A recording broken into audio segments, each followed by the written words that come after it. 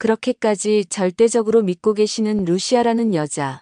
제가 오늘 회장님의 눈앞에서 그 가면을 산산조각 내드리겠습니다. 이 세상에 루시아, 아니 백설이라는 여자의 진짜 정체를 아는 사람은 오직 저 하나뿐이니까요. 민강유통의 심장부이자 절대 권력의 상징인 회장실. 그곳의 공기는 마치 심해의 수압처럼 무겁고 차갑게 가라앉아 있었습니다. 민두식 회장은 방금 자신이 들은 말을 소화하려 애썼지만 그 말들은 날카로운 유리 조각이 되어 머릿속을 헤집는 듯 했습니다.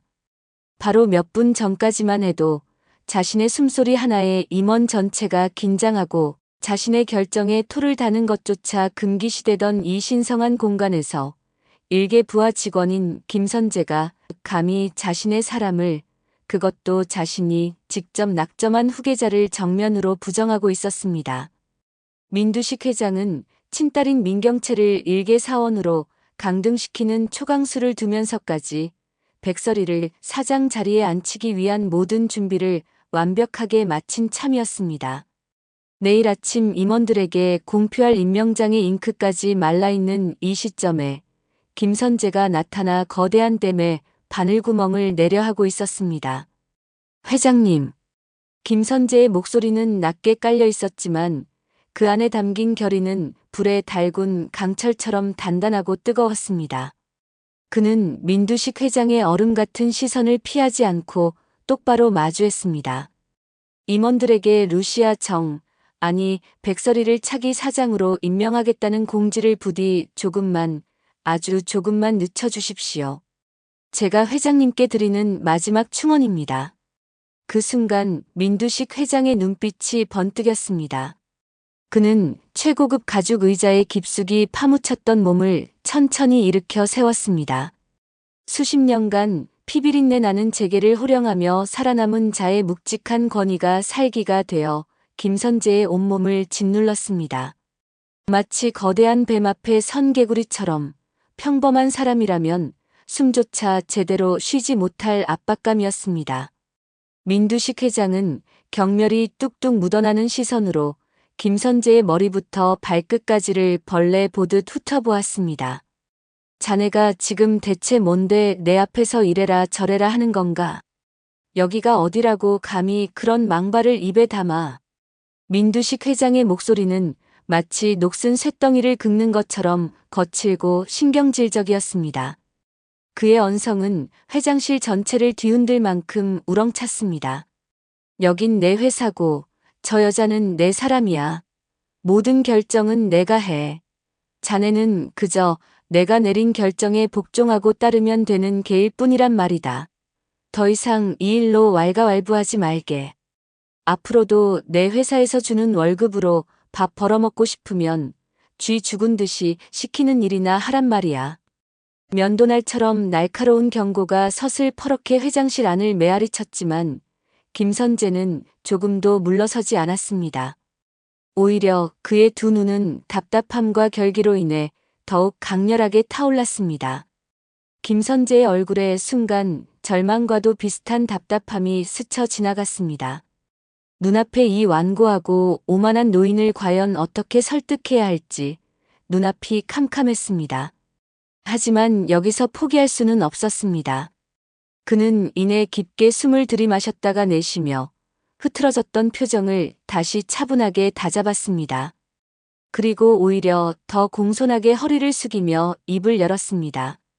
회장님, 부디 사사로운 감정은 잠시 내려두시고 제 말에 귀를 기울여 주십시오. 회장님께서는 지금 냉정하게 현실만을 보셔야 합니다. 처음에 백설이가 민강유통 온라인 사업부 팀장으로 들어와 눈부신 성과를 낸 것은 부정할 수 없는 사실입니다. 저 또한 그 능력을 높이 평가했습니다. 하지만 그것이 그룹 전체의 명운을 책임질 사장직을 맡길 이유는 결코 되지 못합니다. 아무런 검증도 배경조사도 되지 않은 사람을 단지 성과가 좋다는 이유 하나만으로 덜컥 사장 자리에 올리시면 우리 민강유통은 뿌리부터 송두리째 흔들릴 겁니다. 그동안 회장님께서 피와 땀을 갈아 넣어 쌓아오신 이 모든 명성과 업적이 저 여자 하나 때문에 한순간에 물거품이 될 수도 있다는 말씀입니다. 민두식 회장은 눈을 가늘게 뜨고 김선재의 말을 곱씹었습니다. 그의 기다란 손가락이 책상 위에 놓인 최고급 만년필을 툭툭 신경질적으로 치고 있었습니다.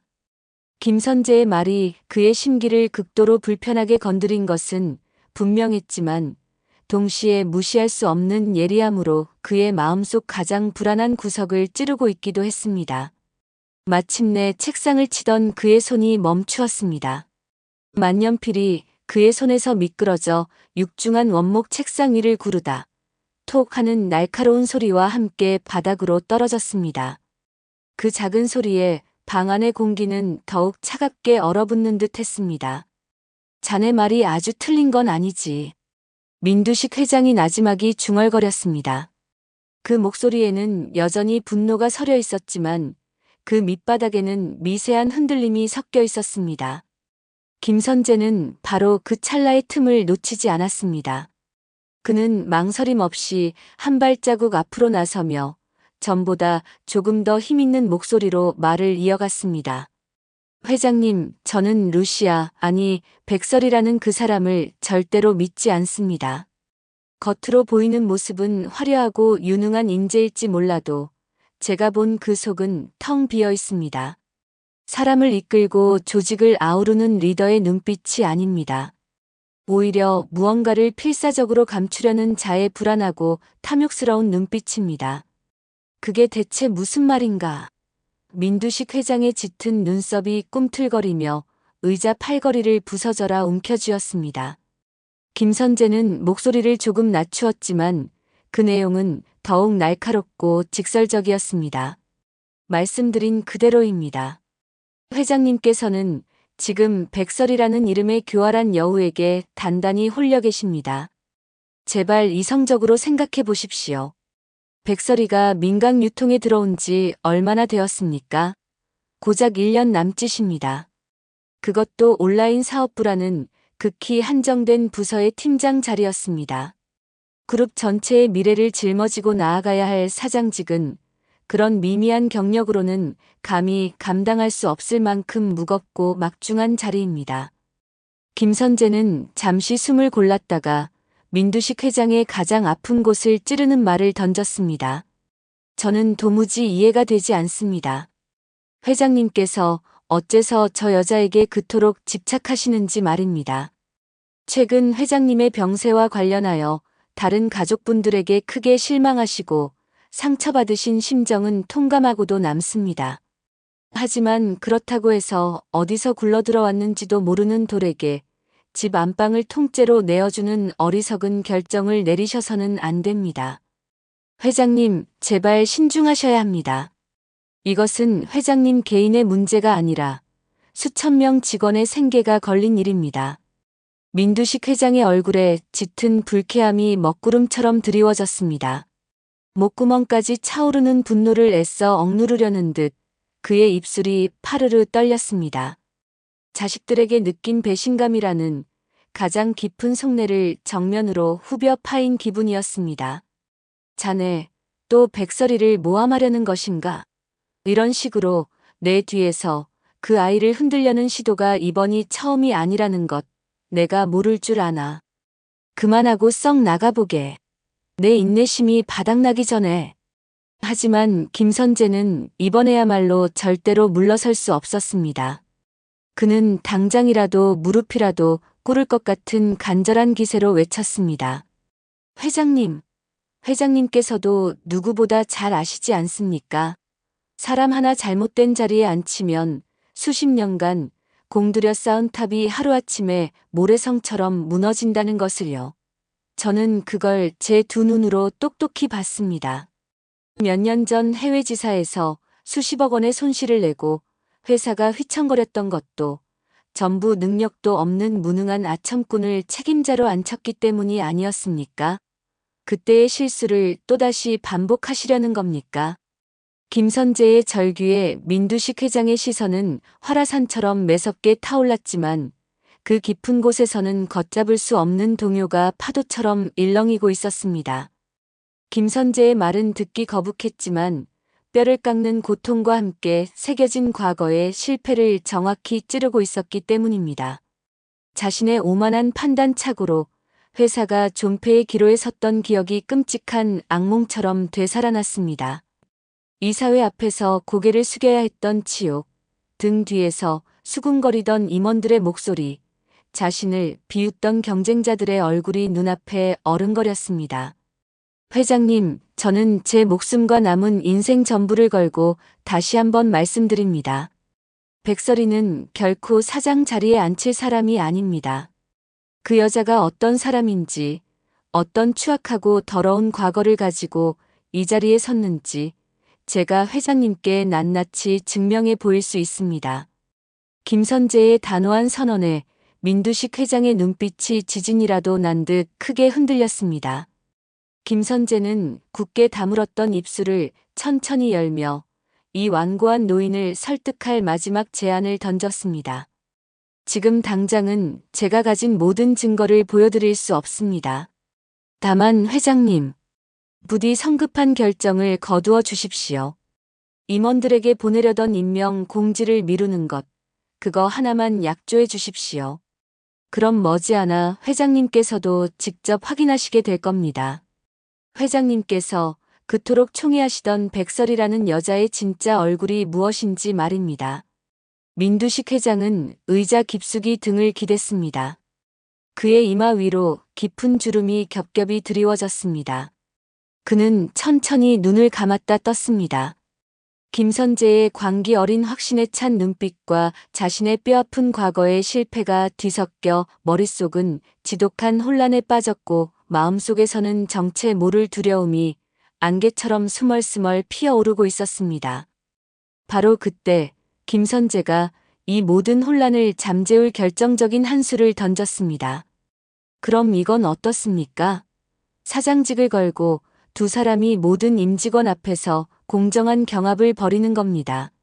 민경채 전 사장과 백설의 팀장, 두 사람이 각자의 비전과 능력을 모든 임원 앞에서 투명하게 증명하는 자리를 만드는 것입니다. 그 경합에서 이기는 사람이 사장직을 맡는다면 누가 되든 그 자리에 앉을 자격에 대해 누구도 이의를 제기할 수 없을 겁니다. 회장님의 권위는 물론 결정의 명분까지도 확실해질 겁니다. 민두식 회장은 여전히 혼란스러운 얼굴로 의자에 기대앉아 있었지만 김선재의 마지막 제안은 그의 흔들리는 마음에 기묘한 설득력을 더해 주었습니다.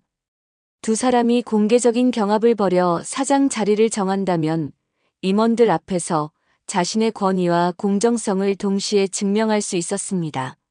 누구도 반발할 수 없는 완벽한 명분. 결국 민두식 회장은 아주 천천히 그리고 무겁게 고개를 끄덕였고 김선재는 안도의 한숨을 내쉬며 그 순간을 놓치지 않았습니다. 그리고 며칠 뒤 민강 유통의 대회의실은 숨막히는 긴장감으로 가득 차 있었습니다. 그룹의 미래를 결정할 최고 임원들이 모두 자리를 메운 가운데 사장직을 두고 벌이는 전례 없는 프레젠테이션 경합이 곧 시작될 참이었습니다. 민경채와 백설의 두 사람의 이름이 회의실 안의 공기를 무겁게 압도했습니다. 이 자리에서 누가 이기느냐에 따라 민강유통의 미래가 그리고 그룹의 판도가 완전히 달라진다는 것을 그 자리에 있는 모두가 알고 있었습니다. 그러나 모두의 예상을 깨고 백설이의 얼굴에는 두려움이나 긴장감 대신 얼음처럼 차갑고 은밀한 여유가 스며 있었습니다. 백설이는 다른 누구보다 먼저 이 싸움의 본질을 정확하게 꿰뚫어 보고 있었기 때문입니다. 이것은 단순한 능력과 비전의 경합이 아니었습니다. 누가 더 치밀하게 준비하고 누가 더 잔인하게 상대의 가장 약한 고리를 찾아내 무너뜨리느냐의 싸움이라는 것을 말입니다. 그리고 바로 그 경합의 날 새벽 백설이는 누구보다 은밀하고 신속하게 움직였습니다. 그녀는 아직 어둠이 채 가시지 않은 새벽의 장막을 틈타 민두식 회장의 자택으로 향했습니다. 그리고 민세리의 방문 앞에 마치 독을 숨긴 선물처럼 조심스럽게 하얀 봉투 하나를 내려놓았습니다. 봉투 안에는 단 한 장의 서류가 들어 있었습니다. 친자 확인 검사 결과지. 추정 민경채, 민세리 유전자 분석 결과 친모녀 관계 확률 99.99%. 그 서늘하고 명백한 글자 하나하나가 비수처럼 선명했습니다. 순진한 민세리가 이 결과지를 본다면 과연 어떤 선택을 할까? 백설이는 스스로에게 질문을 던졌지만 굳이 대답을 들을 필요도 없이 이미 그 답을 완벽하게 알고 있었습니다. 백설이의 예상은 단 한 치의 오차도 없이 정확했습니다. 그날 아침 등교 준비를 하던 민세리는 방문 앞에 놓인 낯선 봉투를 발견하고 무심코 열어보았습니다. 그리고 그 안에 담긴 내용을 확인한 순간 그대로 얼어붙고 말았습니다. 두 손이 사시나무처럼 떨렸고 눈앞의 글자들이 의미를 잃고 잉크처럼 번져 보였습니다. 믿고 싶지 않았습니다. 세상에서 가장 사랑하고 엄마처럼 따르던 언니 민경채가 어쩌면 자신의 진짜 엄마일지도 모른다는 충격적인 사실은 민세리의 머릿속을 새하얗게 불태웠습니다. 거짓말이야. 이건 거짓말이야. 이럴 리가 없어. 언니가 엄마라니. 극심한 혼란과 분노, 그리고 세상을 다 잃은 듯한 지독한 배신감이 한꺼번에 해일처럼 밀려오자 민세리는 더 이상 그 자리에 단 1초도 머물 수 없었습니다.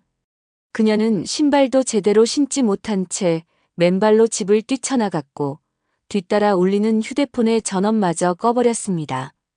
어디로 가야 하는지도 모른 채 그저 발이 이끄는 대로 이 끔찍한 현실로부터 도망치기 위해 달리고 또 달렸습니다. 얼마나 정신없이 달렸을까. 민세리의 눈앞에 거대한 강이 나타났습니다. 이른 아침에 강가에는 안개가 자욱하게 깔려 있었고 강물은 거대한 뱀처럼 소용돌이치며 격렬하게 흘러가고 있었습니다. 민세리는 무겁게 숨을 몰아쉬며 홀린 듯 다리 난간으로 다가갔습니다. 차가운 쇠 난간을 두 손으로 붙잡자 온몸이 제어할 수 없이 떨려왔습니다. 뜨거운 눈물이 쉴 새 없이 볼을 타고 흘러내려 흙바닥으로 뚝뚝 떨어졌습니다. 왜 나한테 이런 일이 생기는 거야? 내가 뭘 잘못했는데? 민세리는 흐느끼듯 속삭였습니다. 머릿속에는 그동안 자신을 세상에서 가장 따뜻하게 안아주던 민경채의 얼굴이 잔인하게 어른거렸습니다. 그 모든 따스함과 미소가 전부 거짓이고 기만이었다고 생각하니 심장이 갈갈이 찢어지는 듯한 고통이 온몸을 덮쳤습니다. 민세리는 이 거대한 진실의 무게를 도무지 감당할 수 없었습니다. 바로 그 순간 발밑에 젖은 흙이 미끄러지며 민세리는 비명조차 삼킨 채 다리 난간을 겨우 붙잡았습니다. 발끝이 허공을 위태롭게 휘저었고 난간을 잡은 손끝에서 힘이 빠르게 빠져나가는 것이 느껴졌습니다. 숨이 막히는 듯한 극심한 공포가 온몸을 휘감았습니다. 다행히 바로 그때 마침 조깅을 하던 한 시민이 위태롭게 매달려 있는 민세리를 발견했습니다. 거기 위험해요. 뭐 하는 거예요? 하고 외치는 소리에 민세리는 흠칫 놀랐고 곧 사람들이 웅성거리며 몰려들기 시작했습니다. 신고를 받은 경찰과 구조대가 급히 출동해 마지막 힘을 다해 버티고 있던 민세리를 난간에서 붙잡아 끌어올렸습니다. 민세리는 온몸에 힘이 빠진 듯 축 늘어진 채 구조대의 품에 안겨 가쁘게 숨을 몰아쉬었습니다. 그리고 바로 그 시각 민경채는 경합 준비로 한창 바쁘게 움직이고 있었습니다. 그러나 그녀의 책상 위로 올린 한 통의 전화는 민경채의 발걸음을 그 자리에 얼어붙게 만들었습니다. 민세리 양 보호자 되십니까? 여기 경찰서입니다. 민세리 양이 한강 다리 위에서 발견됐습니다.